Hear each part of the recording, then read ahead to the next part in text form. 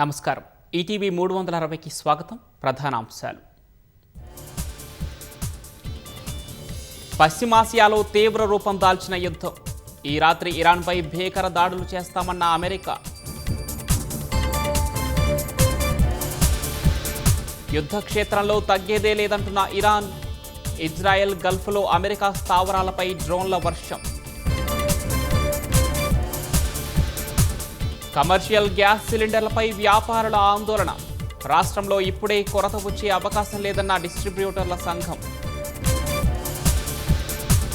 3 ఏళ్లలో పంచాయతీలకు శాశ్వత భవనాలు నిర్మించాలన్న భట్టి. బడ్జెట్ ప్రతిపాదనలపై మంత్రులు అధికారులతో సమీక్ష. హామీల అమలుపై అసెంబ్లీలో ప్రభుత్వాన్ని నిలదీస్తామన్న కేటీఆర్. 6 గ్యారంటీల చట్టబద్ధతపై ప్రైవేటు బిల్లు పెడతామని స్పష్టీకరణ. సృష్టి సరోగసి సెంటర్ కేసులో వేగం పెంచిన ఈడీ.